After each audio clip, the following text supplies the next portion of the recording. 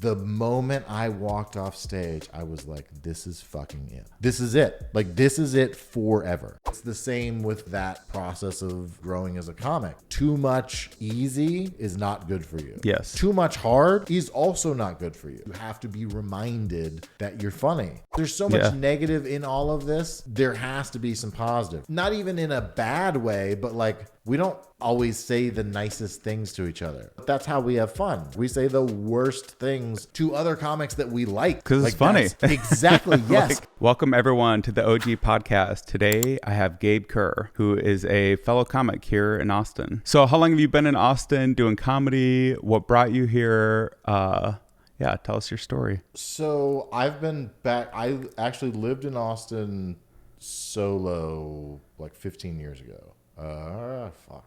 20 years ago. Right after my mom died, about a year after, I moved out, just to kind of figure my life out. I was out of school and I wasn't planning on going to college, and so I just was, working and doing shit. But I came out here and spent almost 2 years here, and had a lot of fun. And kind of had a reintroduction to stand-up comedy while I was here. I met a couple guys. I worked at Austin's Pizza, actually. What years was this? So that was 07, 08. Oh, yeah, 07, 08, 09, somewhere in that range. And so I was working at a pizza place and ended up meeting a guy who was a stand-up comic and who I don't remember.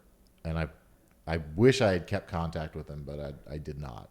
And he had me just like kind of MC a little bit, just not really host. I mean, kind of hosting, but I was really just introduced. I didn't have jokes or anything like that, but I was just kind of getting used to being on stage. So this is over 10 years ago. Yeah, almost 20 years ago. Yeah. But my initial time that I was on stage was actually further back than that. When I was 15, I met two guys who were stand-up comics, twin brothers, on the Christian circuit. Because I went to a mega church and I was like sound engineer. Oh, cool. So I like one of those new Baptist mega churches. Or was it Christian? I don't know all the denominations. So it was I guess they were non-denominational. It was a church that was started in Australia. So they weren't really affiliated with any like Baptist or Church of God, any of the like American denominations. They were kind of their own thing. But it was huge. But it was fucking massive. Yeah, and there were hundreds of. They've since, like, a lot of that has gone away, obviously, just with everything through the years, economy wise. But yeah, at the time, they had, hundreds of thousands worldwide of attendees. It was crazy. So I was a sound engineer for them. So when those guys came into town one time, I ended up doing their sound and stuff. And they needed somebody to do that for them on the road and also carry all their luggage, which is what I ended up doing mostly. But I ended up 2 summers between school traveling with them across the country. And the way their act worked, one of them would do their set, and then both of them would do a couple of like skits in the middle, and then the other one would do their sets, and they would switch like the order they did. This is like a Sunday worship session? No, they were comics. Oh, comics. Okay, yeah, I thought they were at stand-up the... comics. No. So I did that in church. Gotcha. These guys were comics that just came to do like a youth. That makes more sense.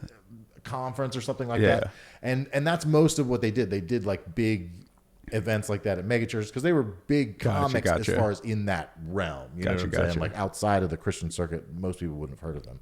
Rick and Mick Vignell are their names. Shout out. Are they still out there? So fucking old. They're not. I don't think they're doing comedy anymore. They're in their 80s, 70s, 80s. So you're on the road with these guys. Yeah, so I did that 2 summers when I was 15 and 16. I did that. And in the beginning, I was just doing like sound, like I said, just being a bitch, the road basically. But then they discovered that I was funny. And so they started working me into the little skits that they would do in the middle. Like they started working me into that. And then they had me like actually introduce and start. So I got the first taste of stand-up when I was 15. Wow, I had no idea you were that long into the game. That's incredible. Well, yeah, with a 20-year gap Okay. in the middle. So Okay. like that happened when I was 15 and 16, and then another 4 or 5 years until I was living out here, and then I had that introduction, but that was towards the end of when I lived here. So it was only like 2 months or so at the end that I met the guy here in Austin who was a comic and ended up doing some stuff. And then from 24 roughly to 36, I didn't get on stage at all. Okay. And then when I was 36, one of my buddies who we had been talking about doing it, like he didn't have any experience before, but we were both just like funny, and we'd always written stuff and done silly shit. And if you're funny, that's a thing that people say, oh, you should do stand-up. You should be a comedian. You're funny, right? But like, if you're really inclined towards engineering and somebody's like, oh, you should be an engineer, there's a very clear pathway. Yeah. There's a lot of clear pathways, in fact, to find your way into that position. Yeah. You should be a comedian. Good luck. Good What the luck. fuck? Like, there's no, like, how are you going to find your way? So that was the problem, is that was something that I'd always heard. And then he found an open mic at the Laughing Skull in Atlanta, which is an amazing club. And we both, and it's one that like a lot of people try to get booked at, because unlike Austin clubs, unfortunately, open mics there actually have people. In fact, the mic that I went to, and I don't know if this is standard because this is the only one I'd ever been to, but it was full. There were 75, 80 people. Whatever fits in that club. That's an incredible opportunity. Full for an open mic, right? It was amazing. That is amazing. Also, we're standing in the back. I'll get to this in a second. So anyway, it's one that you have to like email in ahead of time, and like fingers crossed you get on. We both got accepted for the same time. So we're like, I mean, it's destiny, right? We've got to do this. So it was 5 minutes? 4, I think. Or maybe it was 5 and I did 4. Maybe that's what it was. But I still I have the recording of my first ever stand-up set. That's awesome. Yeah, it's good. I still do that. Was it good? Did you get some laughs? Yes. Nice. Really and truly, I did well. Nice. You have such a great style, by the way. I love your story style, but thank you. We'll talk about that later. Which is why I ended up getting into this, because this is what I fucking do all day. I just tell stories to people. Yeah. You know what I'm saying? Like, that's what I do. So it's just like, do that with a fucking microphone, right? So we both got on, luck of the draw. It was amazing. And so we were like, fuck it, we're doing this. And again, we had talked about it for years.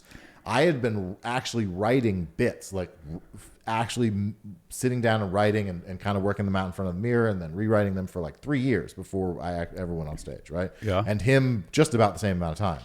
And so we knew what we were going to do. Like, we'd already worked it out. But it was like, all right, now it's time to fucking go do it. Like, actually go do this. And you guys are in Atlanta. Yes. So we're sitting in the green room. We're super nervous. And like, things become normal and you understand the process of things through time with anything. But just like with anything else, the first time you walk into something, it's nerve wracking. Yep. You don't want to look like an idiot. Right. And so you're kind of just like, what is everybody else doing? I'll do that. Yep. The thing you don't realize in that world is most of the people at that open mic were feeling the exact same thing. Yes. Even the people who had been there a few times, they were in no different a position than we were. Everyone's nervous. That we were like, this is our first time. Nobody else is as much of a newbie as we are, but that is not the case at all. Just for anybody who has a desire to do this, if that level of nervousness is what's holding you back, fucking go for it, because it's not, like, everybody feels that way, and that's part of the process. You got to break through that. Yes. So totally.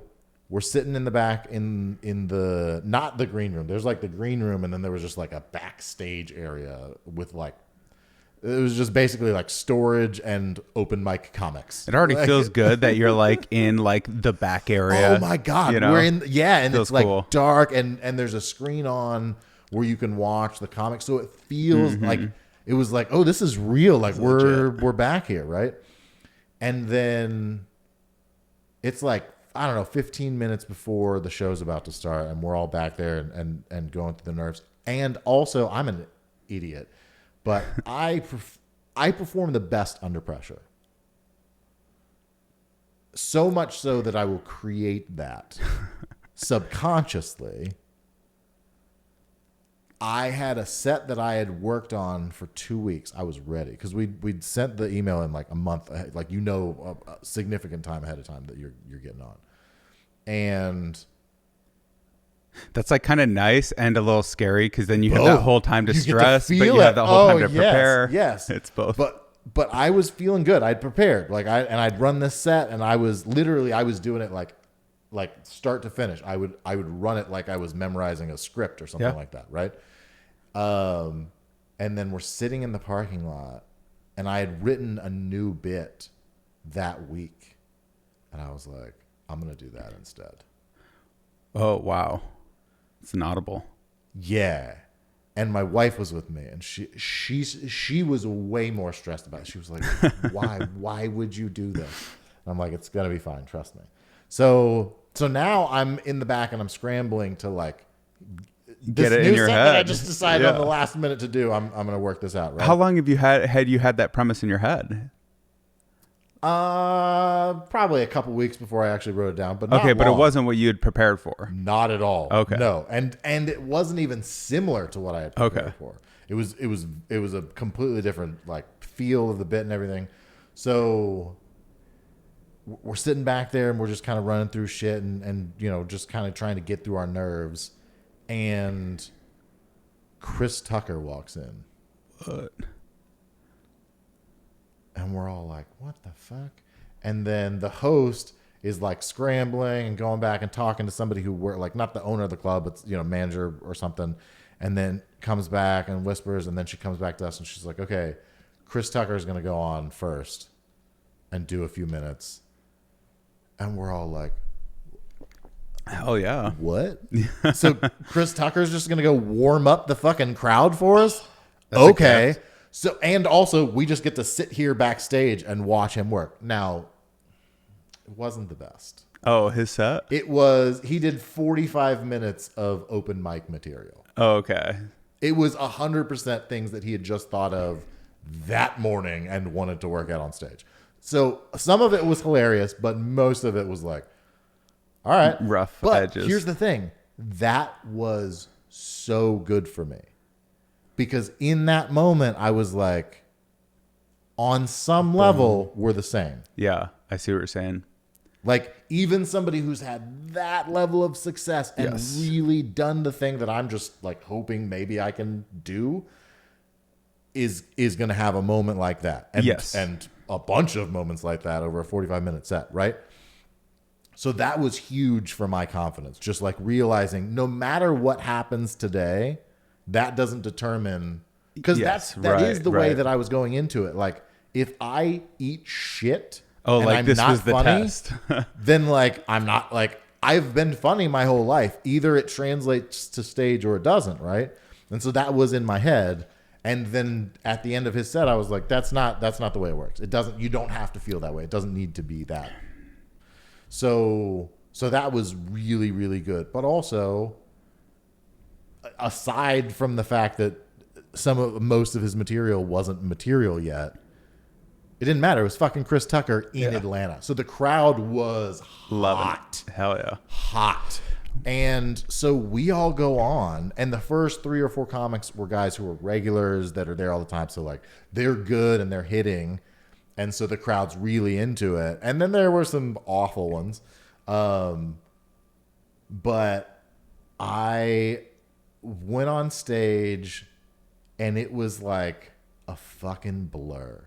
Like, I started talking and then it was over. Like, I couldn't really, like, I've watched that video so many times. And you have a video of it. Oh, yeah. Yeah. And I couldn't, like,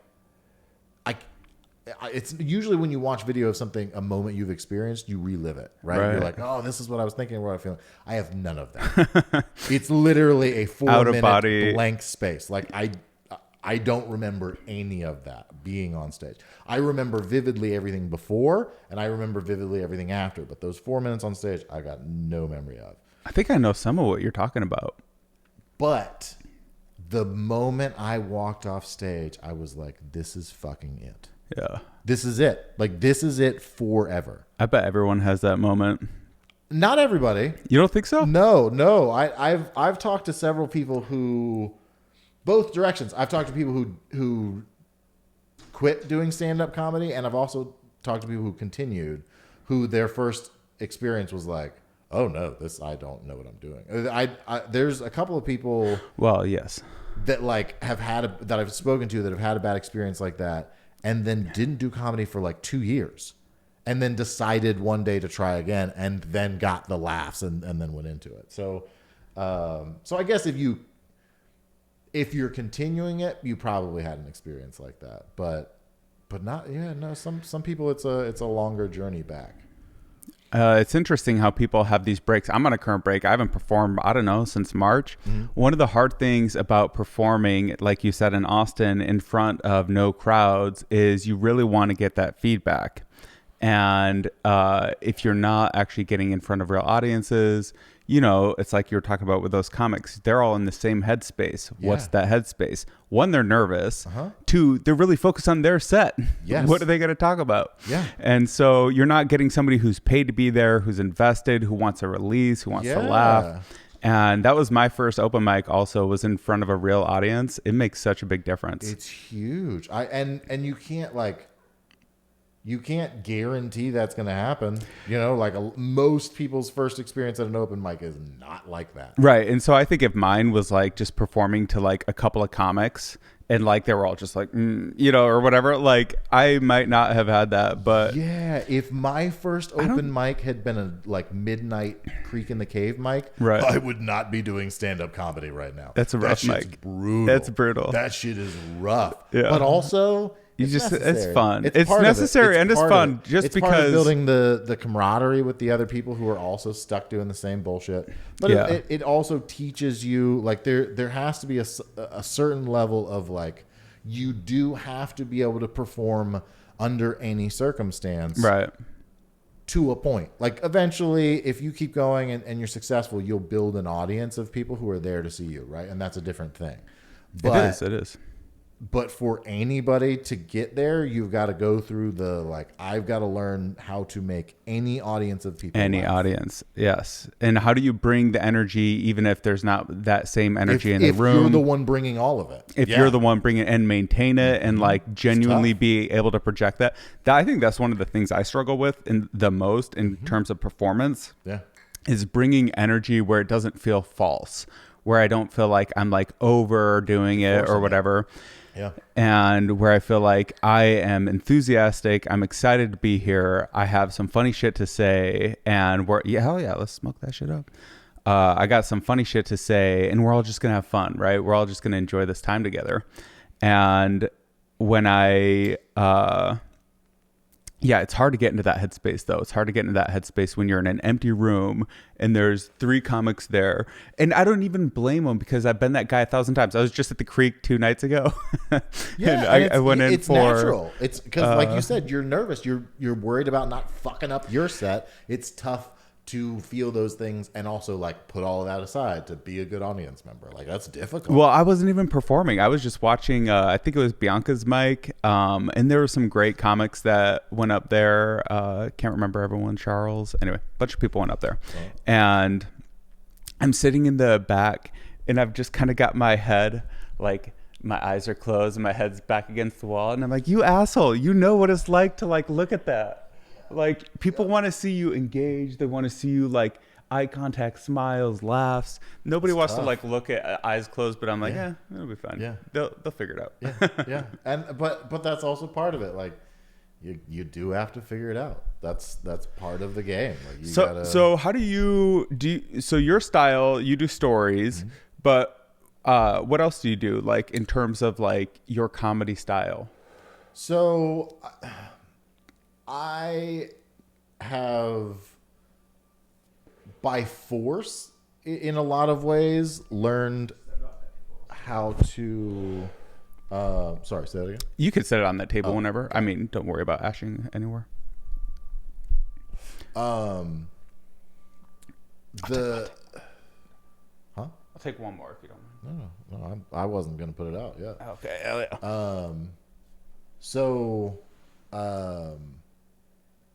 Fuck, what was your question? Oh, stories. So I do mostly stories just because that's the way that I communicate.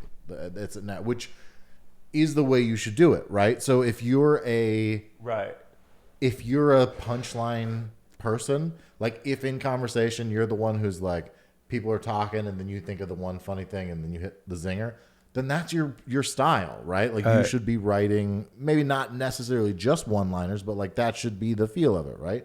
So it's so funny that what we all want is a comic. Well, first of all, you want attention. And that's like, you just got to get that out of the way. That's why you're on the stage, right? But you want a connection. You want to make a connection with the audience and you want to be able to express yourself. What you really want is just a live audience. You want to get in front of people and say your shit. Yeah. But that's what everybody wants. It's so hard. You want engagement, right? You want them to... Now, do you like if people talk during your set or like have comments? Or do you like it to just be total attention? My comedy doesn't allow for a lot of that. Because like... Right, because you get so into the story. I'm going. Dialed in. Yeah. Like you're... Or into audiences too. Yeah, I've been there. Yeah. Either you're listening or you're not interested. But there's not a lot of like moments to interject in what I do. So I don't deal with that as much as somebody who's doing punchline.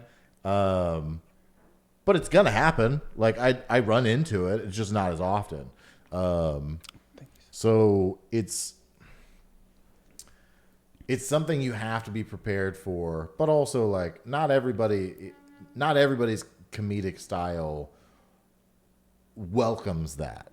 Like some people's style does. Yeah, like right. If you have a more combative style on stage, you're gonna get the fucking same response from the audience. Some drunk asshole's gonna. You're like, oh, you want to fight? You know, so like that's it's built into what you do. Whereas what I do is a lot of what I do is self-deprecating, and also storytelling. So it's like if you're gonna yell some shit out, there's very little chance that what I was going to say about myself isn't funnier, but also. A better angle, right? Yeah, so right, because you've thought about it. yeah, I thought about it a lot. I've been thinking about this shit. Yeah. So it's so funny though that each comic has this energy. I was talking about this, I think a lot with Derek Dimple, how clubs have an energy, comics have an energy, audience has an energy. And I feel so dumb talking about this because I've done so little of it. Like, I'm no expert, but like, here's my observations from my time in the field, as they would say. And one of them is that you got to match that energy. Not like you shouldn't bring your own. It should be your own unique energy. Yeah. But you can't come up and just be like some totally different guy. You need to like bridge each different set and be like, okay, so like now you guys were living in that guy's head. Now we're going to live in my head for a little bit. Yeah, absolutely. And that, and there can be, there's levels to like, there's varying degrees to which that works, but you kind of have to address it, right? So like there are comics who work together often, who like one of them's like crazy high energy, whatever, and then somebody who's a little bit more like, yeah, I'm gonna do this, and that's the funny thing. So, but for that to work, somebody's got to address it, right? So like I've seen that happen where the high energy guy comes and they do really well, and then the other guy comes in and is like, this is going to be a different sort of energy. You know what I'm saying? Which is just like, which hits. Yes. Right? Everybody's not expecting that. And that's right. funny. But now you've got the audience in your world. Exactly. But also you've let them know like, it's different. It's okay. It's still going to be fun. Like I'm still going to make you laugh. It's just going to be a different thing. So you can do that successfully, but I think you kind of have to address it to make it work. You have to address it. Because a lot of what's funny in comedy, and I think a lot of my comedy is saying, well, now that I'm saying it out loud, I'm not so sure, but I'll just still say it. One, I think is I like to say outrageous things. And I get annoyed when people aren't saying what everyone is thinking. Okay, that's what I was going to say. Is a lot of comedy is just like saying out loud what is in everyone's head. Which is why it connects, right? That's why it connects. And so even if you're bringing a totally different energy, it's still funny if you're, because I think it is that connection that people are after. Why is it funny? Why does everyone laugh? Because we were all thinking the same thing, and it's satisfying and gratifying to hear it said aloud. And also somebody's giving you permission to laugh. Yeah. Because that's the thing. We're all sitting around, like you said, we're all sitting around thinking it, but it's like nobody's allowed to. And then somebody's like, nah, we're going to laugh at that. And it breaks the tension. It breaks the tension. It breaks the tension. Yeah. We can laugh at that. Yeah, it's a release, which is why it works so well. And that's one of the things that self-deprecating humor works so well with is whatever. Like everyone's already thinking, like whatever the worst thing about you is, if you can call it out in a funny way, it breaks the tension. Yes. And, like it shows ownership over these things, which absolutely. we all appreciate. Yeah. And that's for two things. Some of it's for you, right? Legitimately, some of it is. Right. Some of it is to be like, fuck you. You guys aren't going to make me feel bad about this thing. Right. Exactly. That helps me have confidence. This thing is true. It is it exists. We're gonna talk about it, but it's not something that is going to make it more difficult for me to do the performance. But also, some people think that's hacky, like I look like whatever, but like you do. Yeah, exactly. And people are thinking that when you walked on stage, a percentage of people that was their first thought about you. So fucking. Two things, address it so that everybody doesn't have to keep thinking about it. Yes, actually, right? Because if you're, whatever thing that stands out and you're trying to pretend like that isn't obviously the first thing people saw, now we're not listening to you. I like Jimmy. I talked to Jimmy Clifford about this exact same thing. And one of his ideas was like, you're acknowledging what everyone is saying, just like we're talking about. So that is getting us all on the same page. And that is, and what was the second thing? I don't know. We'll see if it comes back to me. But it is a total vibe in a comedy club. So yeah, you have the vibe of the comedian, you have the club, and you have the audience, and you're trying to like have that same connection, throughout the whole thing, and make it smooth, because it sucks when you have like, you're listening to a song and then there's like a discord in the melody. And so anyway, that's a lot of it. Yeah, because you can not that you should change who you are or the act or the jokes that you're telling for each audience, because that's not good. You should be doing what you're doing. You should do you. Exactly. But there is an element of, I can tell the same joke to a crowd of black people or a crowd of white people. I can tell the same joke to a group of Republicans or a group of Democrats. Well, and the same message is coming across. And I can say it in a way that I know would be funnier to this group or that group. Yes. And you can make the same point. Exactly. It's almost like remixing a song where you're kind of like saying, okay, here's this original person's thing. Oh yeah, this is the thing I want to say from Jimmy. He was like, okay, well, even if somebody does something hacky, or even if somebody does something that's like a joke that they've heard many times, this is my take. Like, this is my view of it. And that is what is unique and interesting about it. Yes. Is you might have heard this joke from Dave Chappelle. Doesn't matter. Everybody has their own unique view of it. Yes. And in that way, I think that like comics can get a little defensive about like materials. It's all just ideas. Like there's such a thing as like stealing a joke for sure. Yes. But like, I think a lot of it is just ideas and execution. 8 billion fucking human brains on this planet. Most thoughts are being thought by lots of different brains. Yeah. That's just the reality of it. And for the same reasons, because that's the other thing. Yes. We like to pretend that an idea we had is that.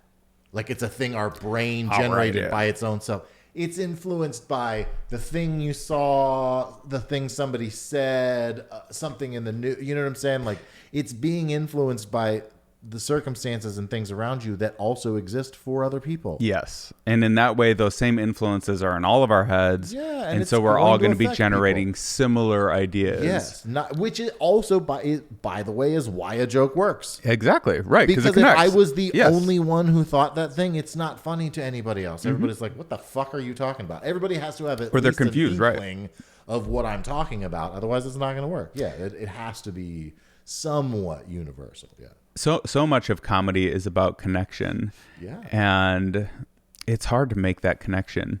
I mean, I don't know. Maybe it's not. Maybe that's what makes it professional. But like one of the things that I've struggled with, we'll make this my comedy therapy session. That's what comedy is in and of itself. So. I've said that, but people seem to get offended whenever I say that. Oh, no, fuck no. That's definitely what it is. Doesn't it? It's totally. First of all, it is therapeutic to begin with. Secondly, I think that like I made a joke at somebody. I think it was Conrad. He was saying like he went to therapy, and I was like, that's like double dipping. You can't do comedy and go to therapy. Like you can't just like get everyone to talk about your problems. You're just being selfish. Yeah, you're just being selfish. Yeah.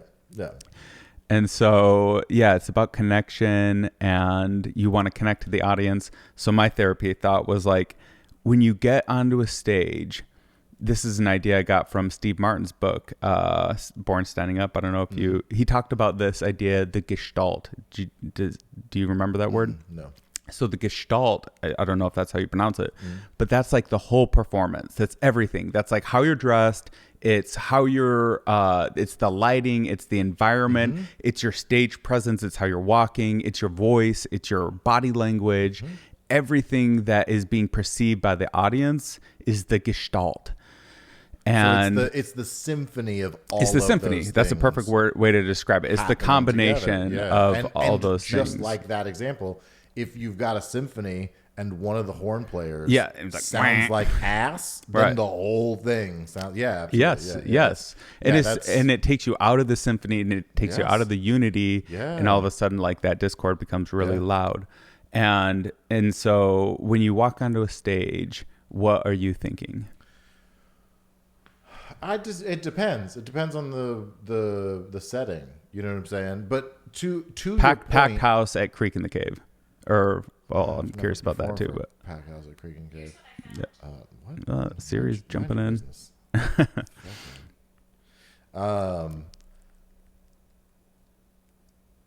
So I expand on. Let's get back to that. I wanted to say something about your point. As far as creating the whole thing, for the first year I performed in Adidas tracksuits. I did it because I liked them, and because I grew up poor as fuck and was never able to afford them, and I finally could. So I had a couple of them, and I just like wearing them. Also, They look nice. They're cool, but I also was fatter at the time, so it was like the only thing I could comfortably wear on stage, and like not just be thinking about the fact that I was fat on stage. It is distracting. It is. If you don't Acknowledge it or address it, right? Address it, yes, right? Or make it part of the jokes. So, but people didn't like that. Really? Audiences didn't connect with that. Oh yeah, people don't like. Yeah, they want you to be wearing something particular. It's like, oh, you're gonna have to deal with it. Well, they want you to be wearing what they think you should be wearing. Yeah, which is what? Like, what should a stand-up be wearing? I dress nicer now. Do you really? Yeah. Okay, so did you find that it had like a? Well, so what did you discover? I've got a bit of a. Even though I'm saying outlandish shit, I have got a bit of a kind of more serious, put together feel to me, and part of that is literally my voice, that it's a deep voice, but also the way that I speak. My dad was an English professor, so you know what I'm saying. The way that I craft words and stuff like that, it just has that kind of sound, right? So people don't like that coming out of a fucking tracksuit, I guess. Oh, and really? There will be a point. Don't get me wrong. There will be a point where they can get fucked, and I will just wear whatever I want, and you can just be okay with it. But it does help, I've found, to just not have to worry about it. Why make unnecessary conflicts? Like, I don't why need it. make things harder than they have to be? I'm already trying to convince you of Yes, something. Like, yes. that's the whole thing. So Totally. I don't need to add any other elements. Right, Yeah, right. absolutely. Don't make and things also, harder like, than they have to be. I don't a good rule. dislike dressing well. Oh, totally. Yeah. So it's fine. It just It'd be fun to wear a suit and like Yeah. go to the nines or whatever. Yeah, absolutely. Dress to the nines. yeah. Yeah. But I think there is Go to something the about nines sounds go like to the you're nines. going down to like a horse track. You know what I'm saying? Like a real like dingy part of town horse track where it's just like That it's could not be a even pool horses. club. Yeah, the It's just nines. they're ponies. You know what I'm saying? Nobody knows where they came from. Yeah. Yeah, owned but it's by definitely a some- dingy place. Yeah, it's owned by some Russian dude, and you're like, he's probably mafia, but you don't want to ask. But you still need to borrow that's what money, the so you nines- do anyway. Yeah, you do. Yeah. What were we talking about? Getting dressed to go to the horse track. Getting dressed. Oh yeah, just the way you dress. Yeah, you got to dress for the job that you want. Yeah. So what is the job? I guess I want to be an athlete. Maybe that's the job I want. Yep. I don't know. Yeah. But so part of it is you want to be comfortable and you want to be you, but you also want to accommodate to the audience.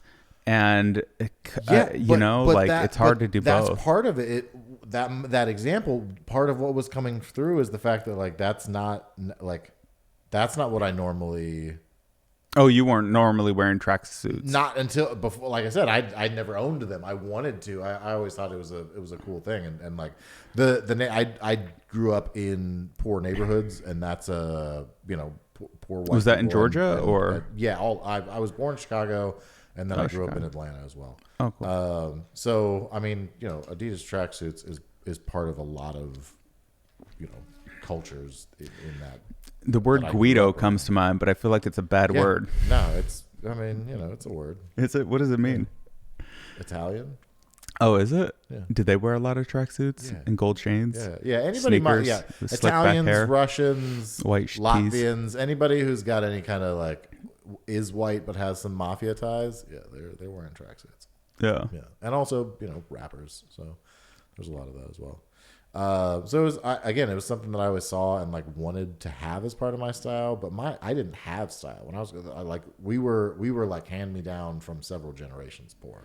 So like the clothes that I had were like old shitty clothes that were like from Walmart 10 years ago, so like I didn't get to choose what I wore based on what I liked. It was just like these are the clothes. So yeah, it so was kind of an that you unnatural wanted to present yourself in Yeah. something that you were looking that you That I enjoyed wanted to look that you like. want right but it wasn't necessarily a representation of who I am. that and it was distracting to the audience and so I definitely agree with that. Like There don't make more problems than there has to be. There was one set I did where I addressed it, where I made a joke about it, and that set went better than the other ones. But I don't want to have to do that every time. I don't want Right. that to be a focal point. You know what Right. I'm saying? Like I don't want, but this ties into the Gestalt. This ties into the whole performance. Yes. I mean, we got to get back to like what you think when you go on stage, but like in that construction of the whole performance, part of what you should be considering if you're being a professional and you're doing it right is what you're wearing. Yeah. Now, I don't think you have to go like crazy about it at like But an it's part open of the mic or presentation. whatever. But if you're if an open mic is practicing, like you should practice in a harder situation than you're going to face in reality, which is kind of like why open mics are a little bit masturbatory, because you're not even practicing the real thing. Right? Yes. Like the real thing is performing jokes in front of human beings. Yeah. And a lot of them where there's contagion, the laugh or roll or whatever. Yes. Like, Yeah. Anyway, open mics are a little bit not that. And so like, what are you even Yeah, they're practicing very at an much open mic? This is my complaint, which is like, this is the chicken and the egg problem of any performance. Like if you want to do YouTube, if you want to do comedy, well, how are you going to get an audience? Why should anyone listen to you? It's partially about credibility. And so like what makes somebody worthy of holding the mic? Well, an open mic, you can hold it, but nobody's really listening, right? It's all just comics or whatever. Mm-hmm. So it's a chicken and the egg problem, which is like if you can get into enough real people and real interactions to get the feedback and to learn, then maybe you could attract an audience, but you can't even get the opportunity because you don't have an audience. Yeah, but there's also there's the reality that there might be a way to accelerate growth with a model that included, like, you go to open mics, there's always, like, for sure that is an accelerated growth plan to being more comfortable on stage, and that does translate to your material being better and your performance being better, all that stuff. But also, it misses people who aren't very good at comedy can still get laughs in a room full of people who are there to laugh. Yeah, 100%. Which doesn't really do Oh, a I good see what you're thing. saying. Right. So you want somewhere in between. Yeah. Because too much fluff. Yeah. You know what I'm saying? Like, you don't want an easy audience. It's like parental love. You know what I'm saying? Like, mom love is more like gentler and more fluffy and like, I'm going to cuddle you. And dad love is more like, I'm teaching you things that are important for you to learn. And it may be a bit abrasive at times, but you have to know these things. Yeah. Those are both necessary. Right. Too much of one or the other is going to create an imbalance. Right. Totally. So it's the same with that process of growing as a comic.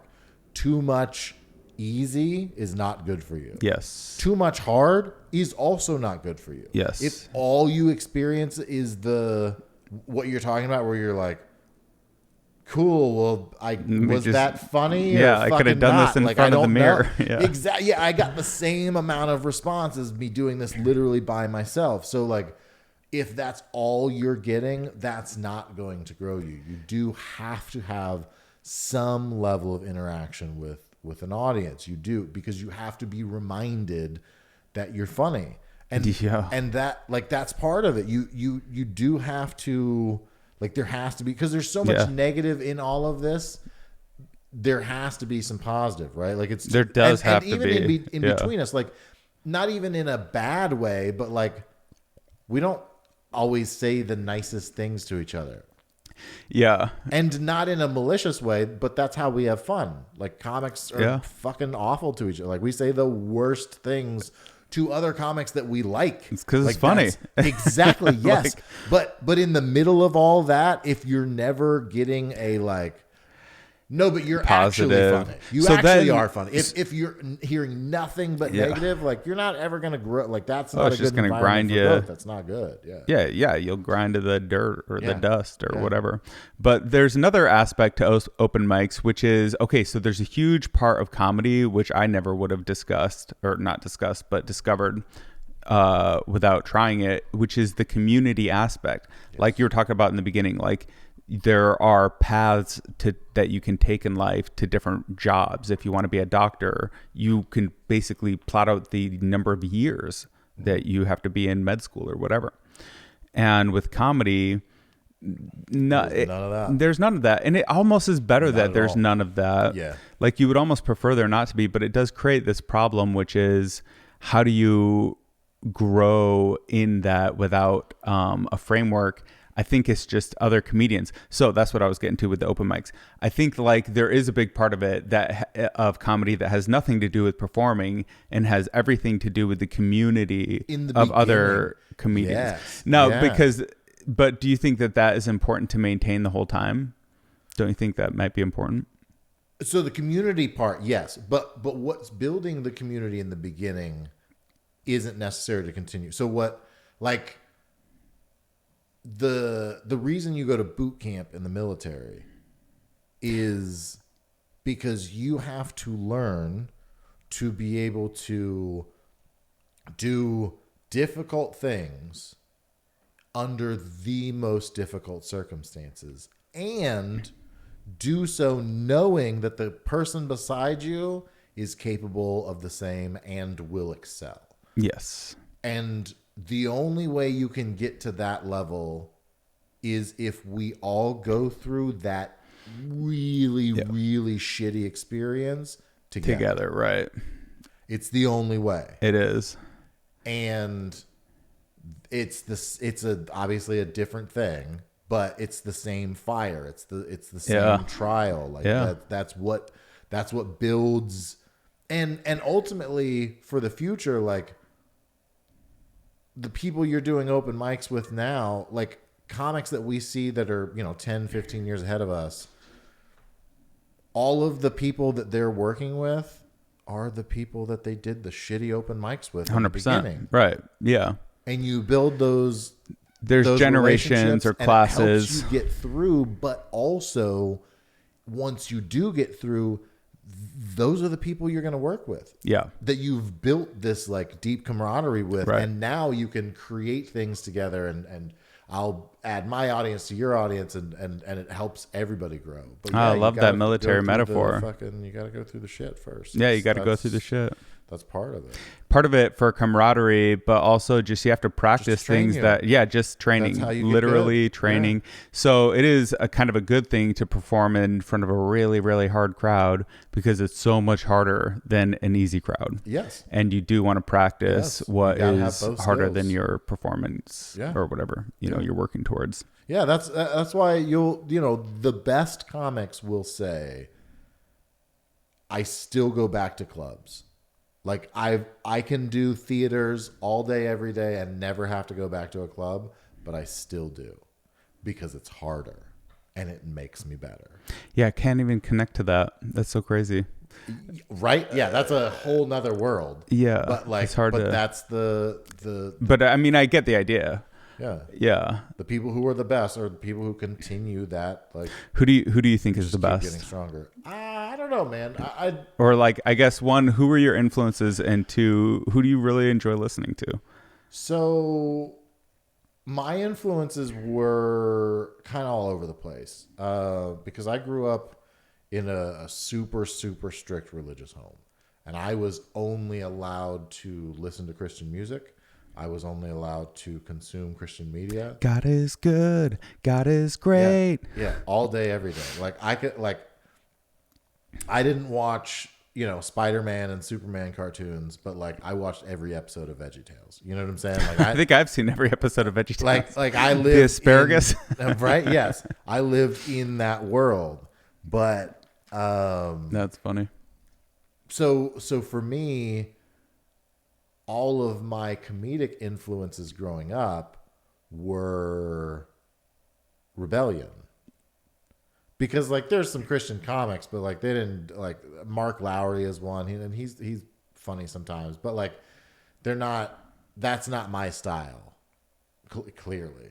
So like that didn't connect to me, and those were things that like my dad loved. That like he loved comedy, but he loved that. Did he? Like, was that cool? Yeah, that's and like he liked, he liked Robin Williams sometimes, because obviously a lot of his material would get risque, and he didn't like that stuff. But and then he liked what's his name? Home Improvement.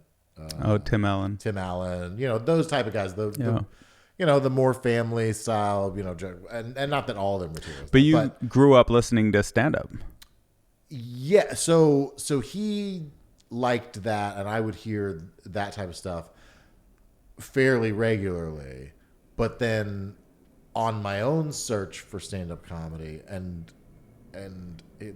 he would have been mortified at the time to find out that this is how that happened. But one of the things that cemented my... Well, I guess it was always there. Your sense of humor is based on a lot of different things, but some of it's innate. But one of the things that really like pushed it is I found Red Fox. Oh yeah. When I was, I don't know, like 7, 8, 9, like super young. It's because my dad was a big fan of Red Skelton. It's not the same at all. Oh, I don't know. Yeah, Red Skeleton. Red Skelton was a like he did. It was a stage show. It was a one-man show. He he had characters that he would do and stuff, but it was kind of stand-up. Red Fox was like blue something, red, blue. No. Nothing. Red Fox? Yeah. No, Red Fox is a old comic. Maybe I don't know. I guess I don't know. He was 60s, 70s, and 80s, I guess, was his, like, I think era? roughly that era. Yeah.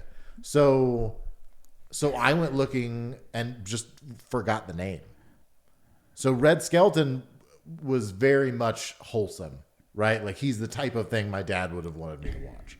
And accidentally, I found Red Fox, who was a very, very I see. comic. Gotcha. Very Mix the raunchy, names. Yeah. Right? So I started listening to that by accident, and that formed a lot of my, like, comedic taste. But also, he was black, so I still is, I guess, in the grave. But that was another thing that, like, that was where just naturally, because I would connect to people who connected to that. So, like, I found him, and then I found Richard Pryor, and then I found Cat Williams, and then I found Patrice O'Neal. So that was like, it was, and growing up, you know, in the South, and my dad wasn't from the South, so he wasn't really like that type of old Southern racist, but it was still like, rap music wasn't cool and stuff like that. So my influences, again, were very much the things that I like. It was the stuff I wasn't supposed to do. So that developed my style of comedy to be, and I think this ties into what I was saying earlier. Presenting myself as one thing, and then the things that come out of my mouth are like not the sort of thing that I should say, right? So I like to establish in my comedy that, like, I was a pastor, that I grew up in church and all that kind of stuff, like, in the beginning. And then that makes it fun for me to say absolutely horrendous Crazy things shit. After that. You could say them. You could say them. I don't know if you don't want to use them. Oh, no. I mean, who knows? Like, I mean, all kinds of shit. Like, I talk about, you know, sex and drugs and all kinds of stuff. But I also use my experiences in the church as build-ups to those punchlines in ways that, like my dad, I don't think my dad has seen any of my stand-up. Really? No. I don't think, mine has either, maybe. Oh, actually, no, I showed my parents. It was rough. Oh, nice. Yeah. No,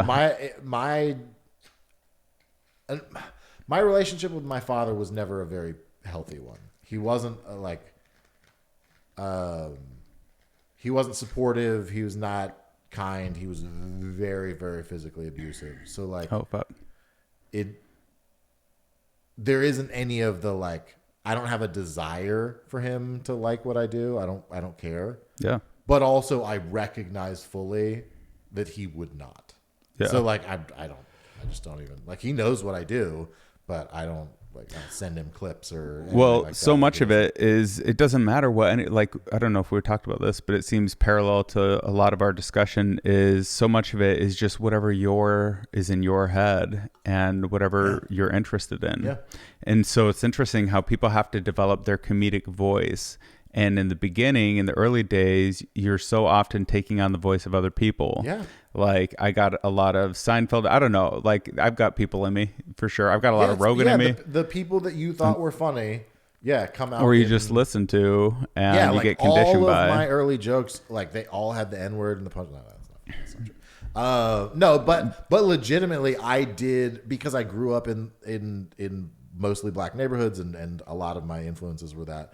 I did have a little bit of, like, white guy trying to sound black in some of my stuff in the beginning that I definitely had to work out. But it was just because that was the way I knew how to present a joke, was the way that I had seen it done. So you have to, like, try to find your voice and what is, like, natural for you in terms of not only your topics, but your style and your presentation. Mm-hmm. And again, like, it all comes back to, like, what is everything that you're bringing on stage? Yeah, the whole And what makes these crazy people even want to do it? You know, it's a lot of work. It's difficult.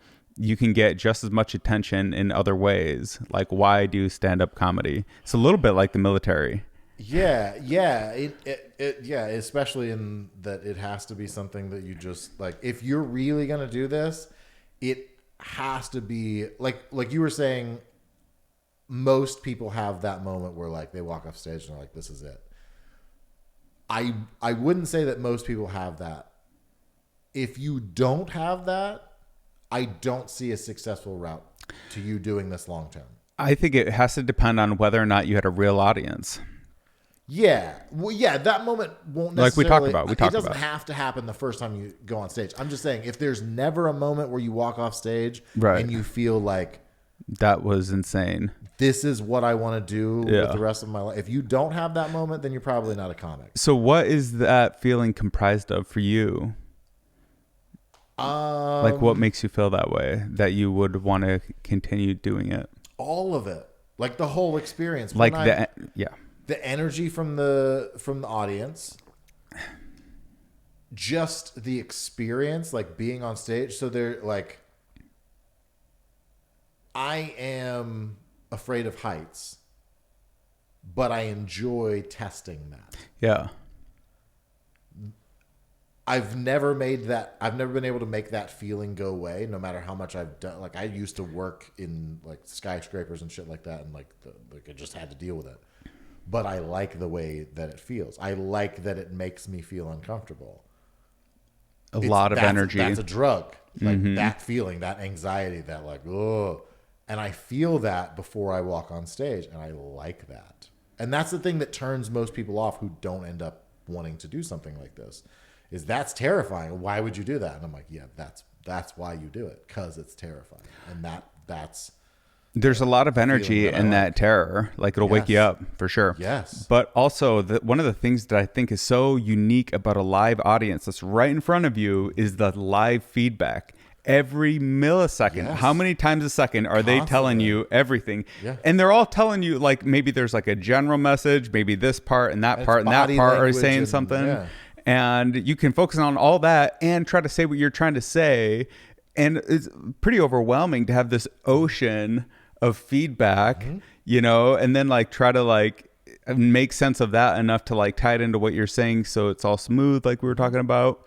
But all that process is so energizing and exhilarating that I think that is what people I take away from it that enjoy it.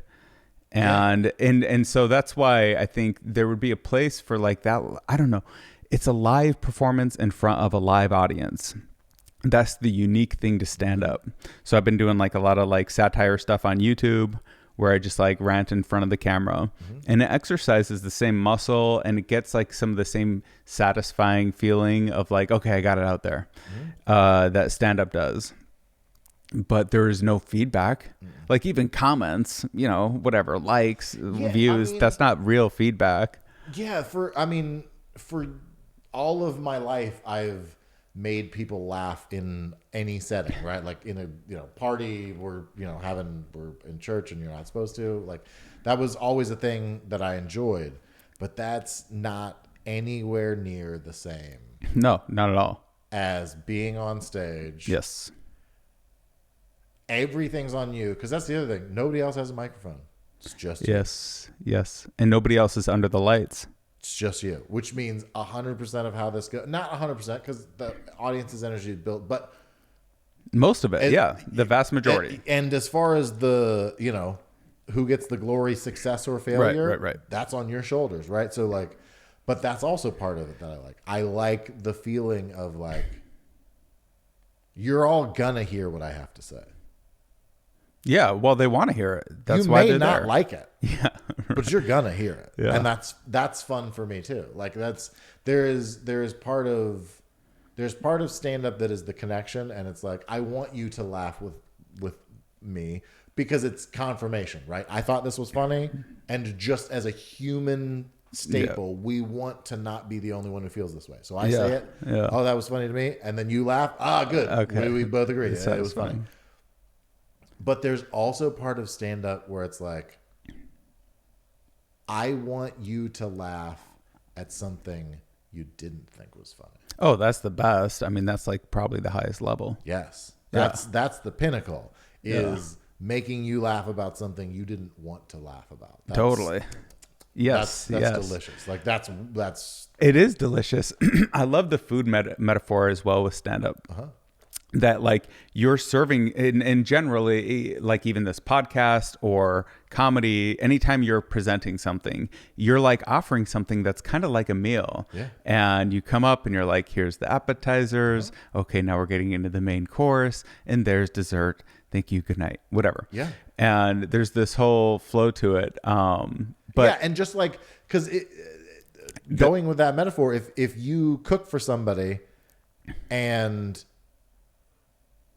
when you start cooking, they're like, oh, I don't like that dish that you're going to cook. And you're like, oh, great. Okay, there you go. That's the better approach. Wait until you see how I do it. Yeah. If that person, like everybody else at the table who loves that thing that you make, telling you how much they love it, doesn't mean nothing. But it doesn't even come close to comparing to that person who walked in like, I'll never like that. And then they're like, absolutely. Ah, fuck, I like it. Absolutely. That's absolutely. That is the biggest win. There's no feeling that is greater than that. That's the best. Yeah. Yeah. You want to make people laugh at something that they didn't want to laugh at. Yes. And then you got That's them. my favorite. Yeah. Which is why I like to frame jokes. Anytime I'm doing anything political, I like to frame the joke as one political lean when I know that the punchline is going to go very much in the opposite direction. Right. And misdirection is fun in general, but I like giving people the feeling that comes with like comfortability of like, oh, this person thinks the way that I think. And then once they're comfortable, then you hit them with the thing that you're actually saying, which is even funnier because like either way it goes, if I make you laugh at the thing that you didn't want to laugh at, that's fun. But also if I upset you because you were agreeing with me and now I'm saying something that you definitely don't agree with, that That's internal almost as conflict that I just made you have, oh, that's just as delicious. I'll take that Right, all yeah, day. yeah. All day. It is. Even if you refuse to laugh, I'm like, I don't fucking care. I made you feel that way. And that's It's still hilarious. satisfying. That is hilarious to me. Yeah. That is hilarious. Yeah. So what are your comedy goals? Like, what do you want to do with it? Where do you want to take it? I mean, first comedy billionaire. You know Hell what I'm yeah. saying? That would be. Fuck yeah. Cool. I don't know, man. You're going to have to fight Kevin Hart for that title. He's got a lot of brands. He does. I love what I do. I just want to keep doing it. I want to keep doing it bigger and better and in new places and have new experiences. But like, I just want to keep doing this. And I've got a lot of other things. Like I have some scripts I've written and, there's other things that I want to work on, but Creatively. yeah, but this is, I want to do this for forever. Like really and truly, like I will do stand-up comedy for the rest of my life in some facet. That's fucking cool, man. Yeah. Well, I love your stories and I love your style. And Sure. we should hopefully we can get out there again and get back to performing. And I had a little bit that I was testing out that I'll throw out there now. And I just, I'm shopping around the idea if it's too bad to just say like, okay, for all your comedy dreams to come true, what if you had to spend one night with Henrietta Weinstein? And then she's instantly gonna you're gonna be Kevin Hart, you're gonna be whatever, on the road, you can book gigs, you get audiences, anything, you can make a living doing it, a great, making millions or whatever, all of that, one night with Henrietta. Tonight. Tonight, right? It's like, where is she? Yeah. Anyway, so that was a premise that I'm working on. If you think there's something there. Yeah. Where you're going with that is the. Me too, man. Me too. That's where it's gonna. That's a good tie-in. But yeah, I mean that's the difference between men and women. Yeah, that is the difference between men and women. But I'm not invalidating their pain. I'm just saying, is there a sign up? Right, exactly. Where do I sign? Yeah, but the on a comedic value, that's funny. But obviously the reality of the situation is like, Well, horrible. Henrita's not gonna rape me. You know what I'm saying? Right. Yeah. Like I'm gonna be all right. Yeah, that's why it's hard Angelina Jolie may not have felt that way. You know what I'm saying? So like, but also there was a couple starlets that, right. There was a couple of them that probably didn't think it was like too hard of a trade or whatever. But I actually don't know anything about it. Anyway, doesn't matter. I'll probably get canceled for it, and we could talk about this stuff for ages, but we should do it another time. For now, where can people find you? Like what? I mean, you can find me on social media. I'm constantly posting clips and stuff like that at Gabe K Comedy on whatever platform you're on.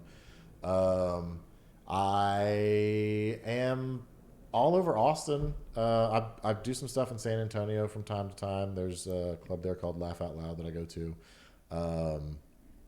But yeah, Creek in the Cave, Vulcan. And what was your Instagram? Gabe K. At Gabe K Comedy. Gabe K Comedy. Yep. All right, dude. Let's do it again sometime. Cheers, it was really fun. I appreciate it. Yeah, it was fun. Okay. Thank you guys. See ya. Deuces.